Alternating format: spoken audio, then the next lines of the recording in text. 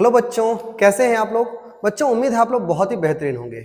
बच्चों आज मैं आपके सामने लेकर के आया हूं क्लास 9 का एक बहुत ही बेहतरीन चैप्टर, वो है फ्रांस की क्रांति। बच्चों ये जो फ्रांस की क्रांति है ये एक ऐसी घटना मानी जाती है जिसने राजतंत्र को खत्म करके लोकतंत्र का शुरुआत कर देता है। बच्चों लोकतंत्र ये ऐसी व्यवस्था है जिसे हम लोग मानते हैं कि आज के समय में सबसे बेहतरीन शासन व्यवस्था होता है।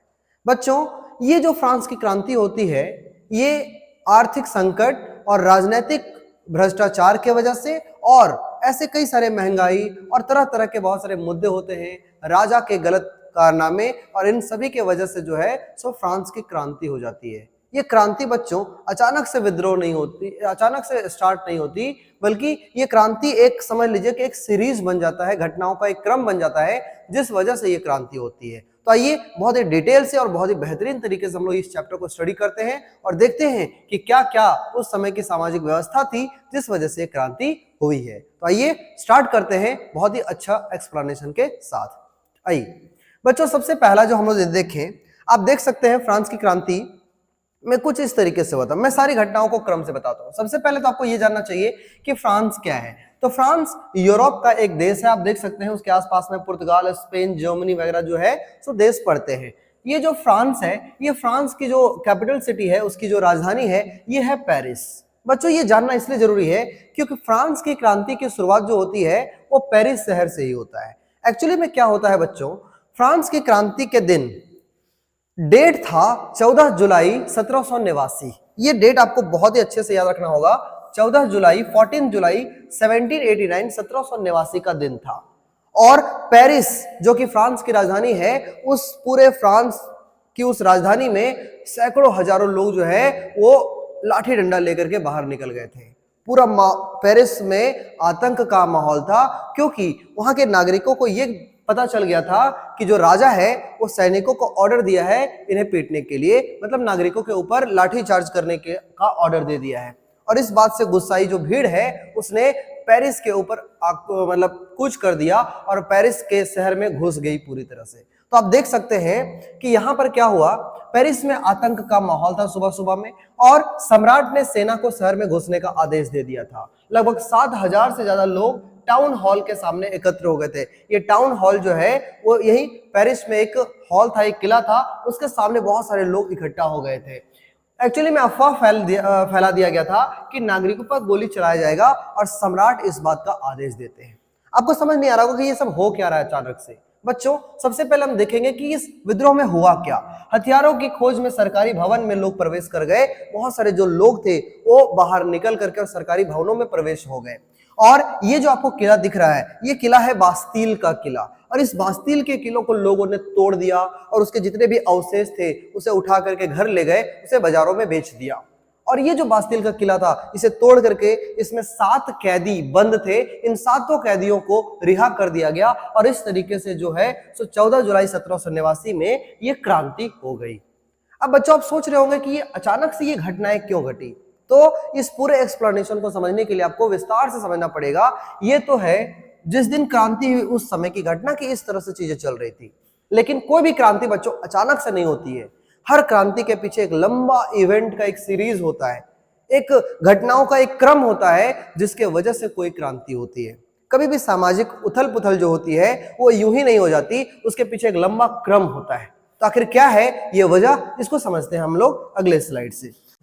तो 1774 की बात है बच्चों। 1774 में फ्रांस का जो सम्राट बनता है वो होता है लुई 16वां, लुई 16। ये आपको याद रखना है, यही वो व्यक्ति है, यही वो राजा है जो फ्रांस का सम्राट हुआ करता था, लुई 16वां। लुई 16वां जो बुर्बो वंश का राजा हुआ करता था और उसका विवाह ऑस्ट्रिया की राजकुमारी मैरी एंटोनियट से हो जाती है। बच्चों ये जो राजा है लुई 16वां, ये बहुत ही केयरलेस राजा है। ये बहुत ही ज़्यादा लापरवाह है, अपने प्रजा का बिल्कुल भी ध्यान नहीं रखता। महंगाई इसके शहर में बढ़ रही है, इसका इसे कोई ख्याल नहीं है। जनता भूख से परेशान है, इसका कोई ख्याल नहीं है। और लगातार ये फिजूल खर्ची किए जा रहा है। देखिए राजकोष इसका खाली हो चुका था और वर्साय जिस महल में ये रहता है उस महल का नाम है वर्साय का महल। इस वर्साय के महल पे ये बहुत ज़्यादा फिजूल खर्ची किए जा रहा है। फिजूल खर्ची किस तरीके का, तो ये जो है सो अपने महल का शानो शौकत को बनाए रखने के लिए इस वर्साय के महल पे ढेरों पैसे खर्च कर रहा है। और अमेरिका के 13 उपनिवेशों को ब्रिटेन से इसने आजाद भी करवाया। छुड़ाया। कहने का मतलब ये जो है सो इसके ऊपर पहले से ही 2 अरब लिब्रे का कर्ज था और इतने ज्यादा। अब ये लिब्रे क्या है सर? तो लिब्रे जो है सो फ्रांस का करेंसी है, वहां की मुद्रा है। तो बच्चों ये जो है सो 2 अरब लिब्रे का कर्ज पहले से ही था और इसने ब्रिटेन के खिलाफ अमेरिका के 13 उपनिवेश को आजाद करवाने के लिए इसने इसके खिलाफ जो है सो युद्ध में भी भाग ले लिया, जिस वजह से इसके ऊपर 10 अरब लिब्रे का और ज्यादा कर्ज आ गया। बच्चों 2 अरब लिब्रे का कर्ज उसके ऊपर पहले से था और 10 अरब लिब्रे का कर्ज उसके ऊपर दोबारा हो गया। और इतना ज्यादा का जो कर्ज था इस पर 10% ब्याज भी लगता था इसका। और यह वजह था कि फ्रांस का जो राजकोष है वो धीरे धीरे लगातार खाली हो रहा था, लेकिन इसे बिल्कुल भी पता नहीं था कि इसके पूरे साम्राज्य में क्या हुए जा रहा है। ये अपने जनता का बिल्कुल भी ध्यान रखता था, राजकोष लगातार खाली हो रहा है और फ्रांस का स्थिति लगातार खराब हो रहा है, लेकिन ये इस बात से बिल्कुल बेखबर है और इसे इस बात का कोई परवाह नहीं है। इसीलिए कहा जाता है कि लुई 16वां एक बहुत ही ज्यादा बेकार शासक था, हमेशा मतलब शानो शौकत में जो है सो हमेशा रहा करता था और प्रजा का बिल्कुल भी ध्यान नहीं रखता था। अब बच्चों जब ये 10% ब्याज लग रहा है, इतना ज्यादा कर्ज है यदि फ्रांस में, तो ये सारा जो राजशाही फैमिली जो होती थी उसे कहाँ से मिलता था? ये सारा वो आखिर इतना ज्यादा जो कर्ज है उसे कहाँ से उतार सकती थी? तो बच्चों उसके लिए उसने हेवी टैक्स लगा दिया। अब बच्चों वहां का जो टैक्सिंग सिस्टम था इसको भी हमें समझना पड़ेगा ताकि आपको क्लियर हो जाए पूरा अच्छे से। बच्चों नेक्स्ट स्लाइड पे आते हैं। वहां का यदि आप ध्यान से देखें तो वहां का जीवन का संघर्ष के बारे में आप देखिए। सबसे पहले यदि वहां की जनसंख्या की बात करें तो जनसंख्या जो 1715 में 2.3 करोड़ था, यही 1789 ये वही समय है जिस समय फ्रांस में क्रांति होती है। उस समय वहां का जो पॉपुलेशन है वो 2.8 करोड़ हो जाता है, मतलब काफी ज्यादा पॉपुलेशन बढ़ जाता है। और इतना ज्यादा पॉपुलेशन की वजह से वहां पर जो है सो पावरोटी की कीमत भी बढ़ जाती है। पावरोटी की कीमत बढ़ जाती है, पावरोटी की कीमत बढ़ गई और मतलब समझ लीजिए ये पावरोटी, ये एकदम जो सिंपल लोग हैं, सिंपल जीवन है वहां का, उन लोग ये जनरल पावरोटी खाया करते थे। आम जनता के लिए यदि कोई मुख्य भोजन हुआ करता था वो था पावरोटी, और इसका भी कीमत आसमान छूने लगा था क्योंकि महंगाई बढ़ चुकी थी। महंगाई कैसे बढ़ी थी? क्योंकि देश के ऊपर बहुत ज्यादा कर्ज था। मजदूरी जो है, मजदूरी महंगाई की दर से नहीं बढ़ रही थी। अब जो जितने भी मजदूर लोग थे वो काम कर रहे थे, लेकिन उस हिसाब से उसको मजदूरी नहीं मिल रहा था। जीविका जो है सो बहुत ज्यादा संकट में था। उभरता मध्य वर्ग, अब यहाँ पे आपको समझ में आएगा कि किस तरह से धीरे धीरे मिडिल क्लास फैमिली का ये जो है सो राइज होता है। मिडिल क्लास फैमिली एक नया वर्ग निकलता है। आप जानते हैं हिस्ट्री में है कि आप जब जैसे जैसे औद्योगिकरण बढ़ा पूरे यूरोप में, वैसे वैसे मिडिल क्लास फैमिली भी समझ लीजिए सामने आती चली गई। तो ये सारा मध्य वर्ग निकल रहा था। विशेष अधिकार को समाप्त करना चाहते थे। ये जो मध्य वर्ग मिडिल क्लास फैमिली थे वे चाहते थे कि वहां का विशेष अधिकार जो मिल रहा है वहां के लोगों को, अब किस तरह का विशेष अधिकार मिल रहा है वो हम लोग आने वाले स्लाइड में पढ़ेंगे।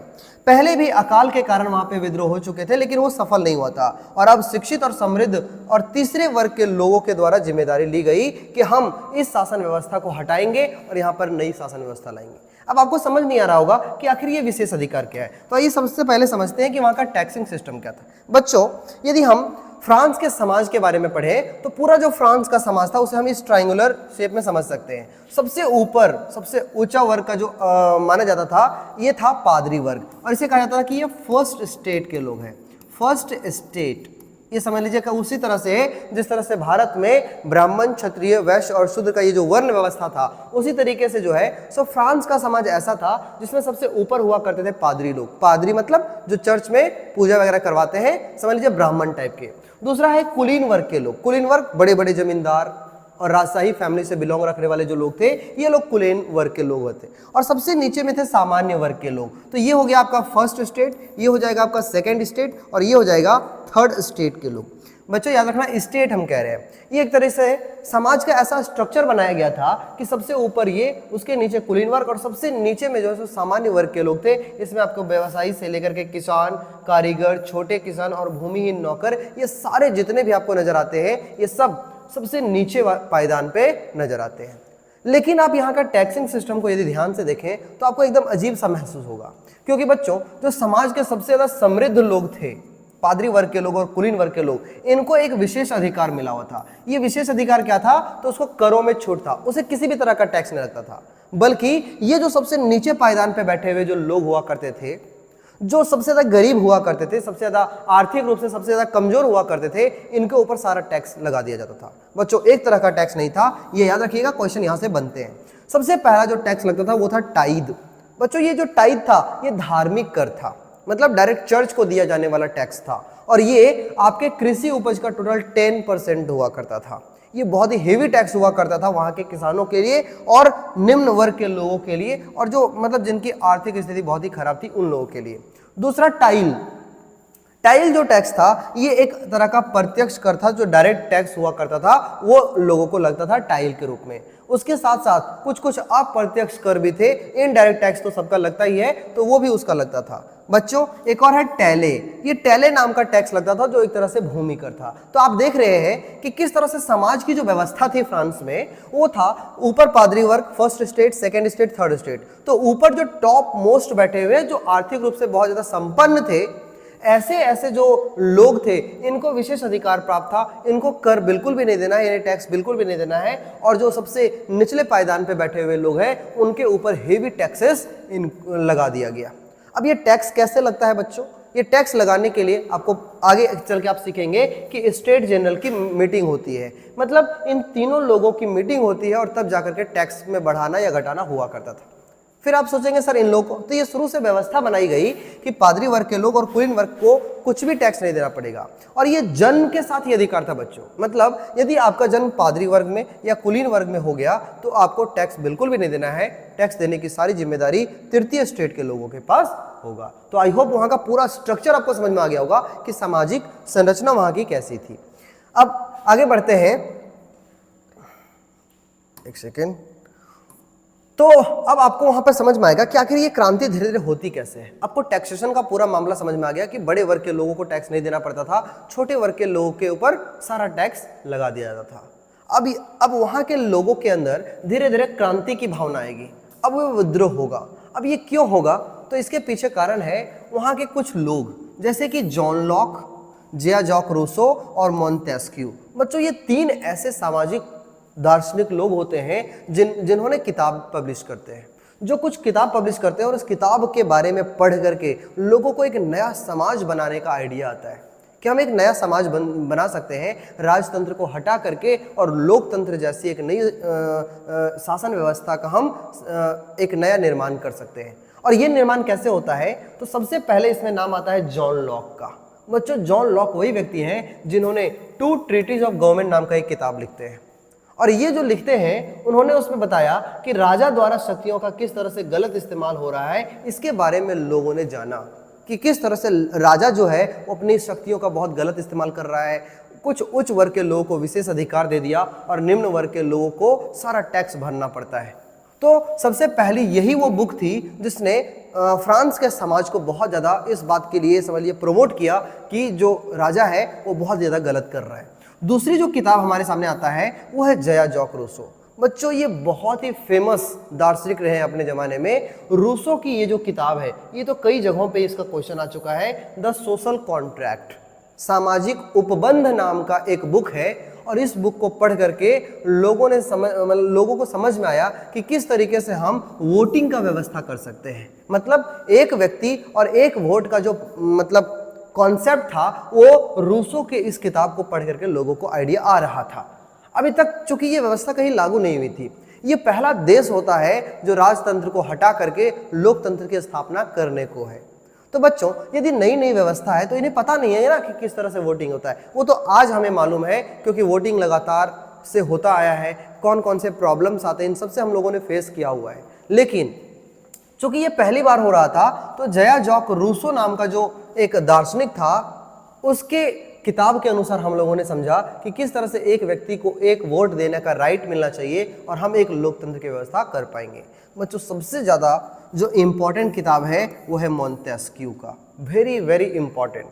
ये एक ऐसी किताब थी जिन्होंने पूरी तरह से क्रिस्टल क्लियर कर दिया कि किस तरह से जब राजतंत्र का मतलब समाप्ति हो जाएगी तो हम किस तरह से लोकतंत्र बनाएंगे। और लोकतंत्र में जो आज भी हम लोग पढ़ते हैं कि किस तरह से विधायिका, कार्यपालिका और न्यायपालिका समाज के 3 महत्वपूर्ण पिलर जो है वो किस तरह से पूरे सामाजिक संरचना को बनाए हुए रखते हैं। एक लोकतांत्रिक व्यवस्था का समझ लीजिए 3 पिलर कहा जाता है, और ये जो 3 पिलर है वो किस तरह से वर्क करेगा इसके बारे में जो है तो सारा इंफॉर्मेशन मॉन्टेस्क्यू का दिया हुआ ये the spirit of the laws नाम की किताब में हमें नजर आता है। बच्चों ये इतना इंपॉर्टेंट रेफरेंस था कि आज भी हम इसे अपने लोकतांत्रिक व्यवस्था में यूज करते हैं। हाँ, आज हम जो विधायिका, कार्यपालिका और न्यायपालिका के बारे में हम पढ़ते हैं तो ये थोड़ा सा डिफरेंट है आज के समय में, उस समय में थोड़ा सा अलग था। क्या था सब हमें चैप्टर में समझ में आएगा। तो आई होप यहां तक आपको क्लियर हो गया होगा कि उस समय की ये जो 3 किताबें हैं, देखिए किताबें कितना इंपॉर्टेंट रोल निभाती है, एक सामाजिक स्ट्रक्चर को पूरी तरह से बदल के रख देती है। और इस तरह से ये 3 किताबें ने फ्रांस के पूरे समाज को बदल के रख दिया, वहां पर एक नई व्यवस्था को लाने के लिए मजबूर कर दिया, वहां के राजा को हटा दिया और एक नया समाज बनना शुरू हो चुका था। तो आगे लिखा है, अमेरिका अपने 13 उपनिवेशों पर यही मॉडल लागू किया। जब अमेरिका, आपको बताया था कि फ्रांस का राजा लुई 16वां ने 13 उपनिवेशों को आजाद करने के लिए अमेरिका का हेल्प किया था ब्रिटेन से, जिस वजह से 10 अरब लिब्रे का कर्ज आया था इसके ऊपर। तो ये जब 13 उपनिवेश इसके आजाद हो जाते हैं तो वहां पर उसने यही मॉडल अपनाया जो उसने मॉन्टेस्क्यू के बुक से पढ़ करके सीखा था कि किस तरह से ये सारा फंक्शन करेगा एक लोकतांत्रिक व्यवस्था में। चर्चा था, अब देखिए जब ये सारी बातें हैं, आपने देखा कि किस तरह से वहाँ का सामाजिक स्ट्रक्चर कैसा है, ये तीनों किताबें क्या है, ये तीनों किताबें क्या रेफरेंस देती हैं। तो अब ये सभी किताबों के बारे में, नया सामाजिक मॉडल के बारे में अब जो है सो हर जगह पे इस बात की चर्चा होने लगी कि जब हम राजतंत्र को हटाएंगे तो किस तरह का मॉडल बनेगा।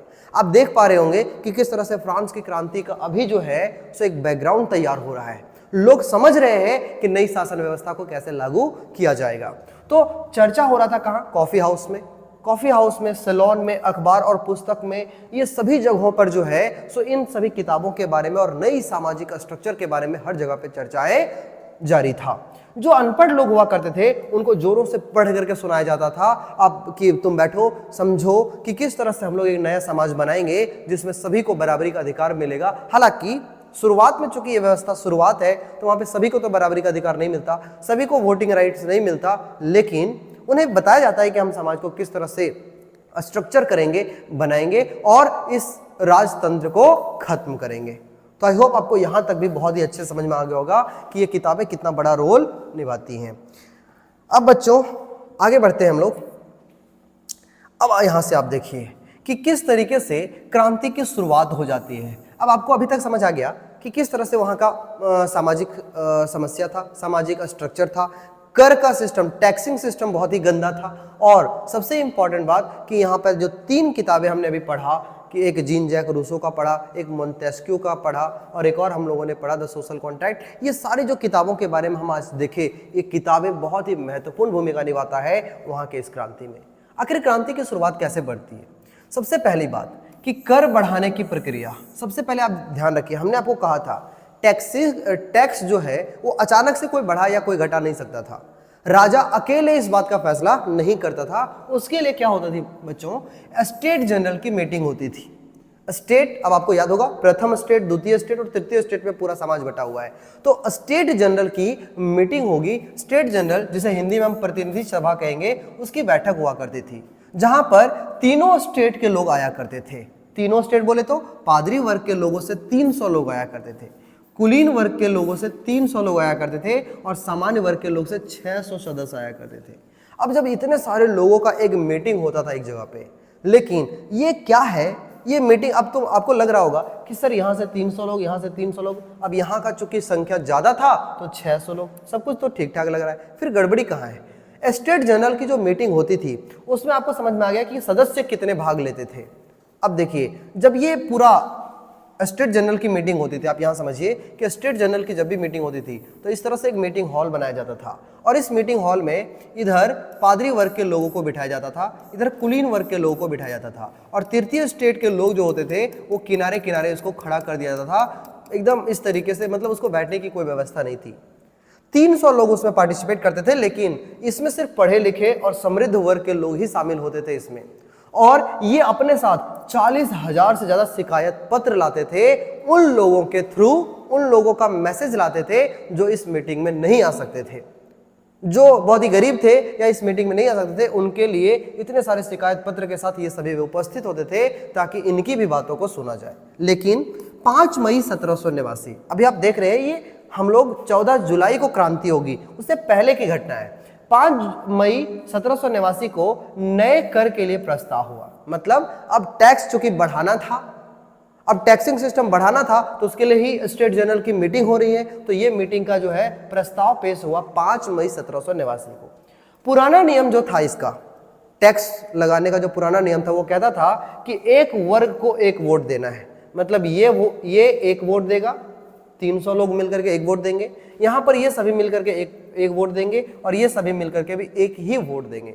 तो बच्चों आप सोचो कि यदि हमारा सामाजिक स्ट्रक्चर ऐसा था कि इन्हें वोट देना नहीं था, पादरी वर्ग के लोगों को वोट देना नहीं था, कुलीन वर्ग के लोगों को वोट नहीं, इन लोगों को कोई टैक्स देना नहीं था, कुलीन वर्ग के लोगों को कोई टैक्स देना नहीं था, सिर्फ इन्हें टैक्स देना पड़ता था। तो यदि हम इस तरह से कहें कि एक एक वोट हम सभी का, तीनों का ले लेते हैं, जिसका ज्यादा होगा, जिस तरफ ज्यादा वोटिंग होगा उसी को जीत दे दिया जाएगा, तो ये दोनों कभी कहेंगे कि हमें टैक्स देना चाहिए? ये दोनों कभी नहीं कहेंगे। और इस तरह से हमेशा से जीत इन दोनों की हो जाती थी, और कभी भी इन दोनों के ऊपर कर लगाया ही नहीं गया, और तृतीय वर्ग के लोगों के ऊपर हमेशा से कर लगाता आ गया है, जबरदस्ती उनके ऊपर कर थोप दिया जाता था। तो ये जो पुराना नियम था, ये आपको भी समझ में आ रहा है कि ये एक बहुत ही गलत सिस्टम था, और इस वजह से क्या होता है, तीसरे वर्ग के जो है उनकी मांग अब जो है सो बदल गई। उन्होंने कहा कि काम करिए, पूरी सभा द्वारा मतदान करिए, मतलब ये 300 में से 300 लोगों का वोटिंग लीजिए, यहाँ पर भी 300 में से 300 लोगों का वोटिंग करिए, और यहाँ पर 600 में से 600 लोगों का वोटिंग करिए, और फिर देखिए कि परसेंटेज किसका ज्यादा है। इन्हें इतना उम्मीद था इस बात से कि कुलीन और पादरी वर्ग के भी कुछ कुछ ऐसे लोग हैं जिन्हें इस बात का एहसास हो रहा था कि इन लोगों के साथ गलत हो रहा है। हम टैक्स नहीं दे रहे, लेकिन इनको बहुत ज्यादा टैक्स देना पड़ रहा था, इसीलिए इन्हें इस बात का बहुत ही ज्यादा भरोसा था कि यदि यहाँ पर 600 लोग और यहाँ 300 लोग, यहाँ 300 लोग, सभी का इंडिविजुअल एक एक वोट हो, तो 600 में से 600 वोट तो इनका आना एकदम लाजमी है, और इधर से भी कुछ लोगों का समर्थन इन्हें मिल जाएगा, और इस तरह से एक अच्छी व्यवस्था लाने के क्रम में प्रयास हो सकता था।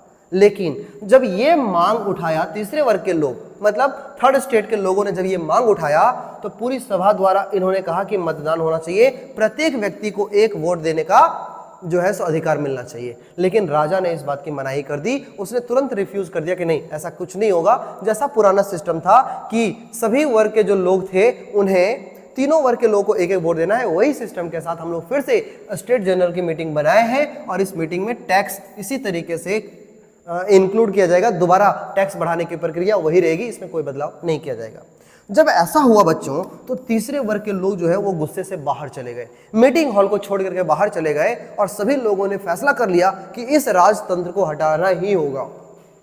अब आप देख रहे हैं टैक्सिंग सिस्टम इतना गंदा था, सामाजिक स्ट्रक्चर इतना गंदा था, यहाँ का जो राजा था वो बहुत ज़्यादा लापरवाह था, और महंगाई भी लगातार बढ़ती चली जा रही है, ऊपर से टैक्स बहुत तेजी से बढ़ाया जा रहा है, उनके ऊपर जबरदस्ती थोपा जा रहा है। तो इस वजह से जो है तो तीसरे वर्ग के लोग जो है वो उस मीटिंग को छोड़ करके बाहर चले गए। अब जब वो बाहर चले गए, तो बाहर जाते ही उन्होंने कहा कि अब हम लोग क्या करेंगे, नेशनल असेंबली बनाएंगे। बच्चों 20 जून का समय था, 15 जून में वो घटना 5, अभी आपने देखा कि ये जो घटना थी, ये जो अभी अभी हुआ, ये 5 मई को हुआ। तो काफ़ी दिनों तक ये सारा, सबसे पहले तो 5 मई को ये प्रस्ताव आया था, फिर मीटिंग हुई, और मीटिंग हो जाने के बाद जो है सो लोगों ने कहा कि अब हमें क्या करना होगा। 20 जून का समय तय किया गया, और 20 जून को वर्साई के इंडोर टेनिस कोर्ट में, याद रखिएगा वर्साई का महल जहां पे राजा रह रहा है, उस वर्साई नाम के जगह था, उस जगह पे इंडोर टेनिस कोर्ट में तृतीय वर्ग के लोग जो है वो जमा हो गए।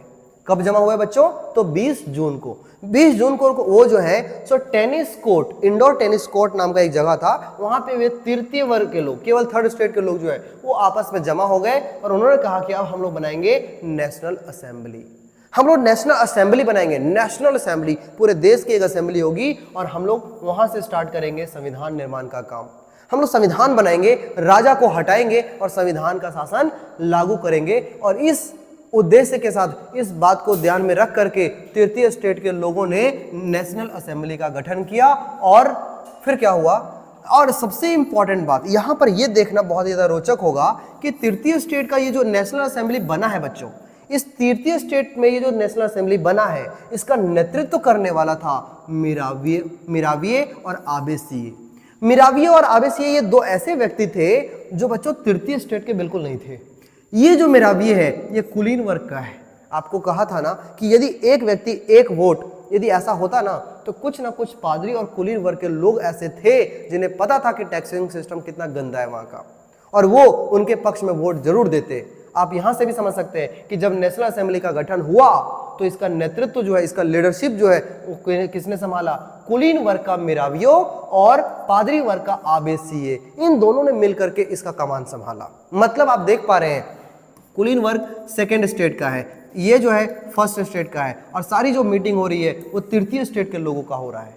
तो इन लोगों को कहीं ना कहीं इस बात का एहसास है कि तृतीय स्टेट के लोगों के साथ बहुत ही गलत हो रहा है, और इसीलिए इन लोगों ने इस नेशनल असेंबली का गठन करने में इन लोगों का साथ दिया। बच्चों यहाँ पर यह भी याद रखने वाली बात है कि आबेसिये ने एक पैम्पलेट लिखा था, एक प्रचार पुस्तिका लिखा, जिसमें उसने साफ साफ लिखा कि तृतीय स्टेट क्या है, फ्रांस में तृतीय स्टेट के लोगों के साथ क्या होता है, कितनी जाति होती है, उनको कितना प्रताड़ना सहना पड़ता है, इसके बारे में उसने एक पैम्पलेट में लिख करके सभी लोगों को बताया और इस बात को फैलाया कि तृतीय स्टेट के लोगों का आप साथ दीजिए। इस तरीके से ये पूरे नेशनल असेंबली का गठन हुआ, और पूरा नेशनल असेंबली का जो नेतृत्व है, ये कुलीन वर्ग का और पादरी वर्ग का जो है सो मिराविये और आबेसिये इसका नेतृत्व कर रहे थे। अब धीरे धीरे नेशनल असेंबली बनेगी।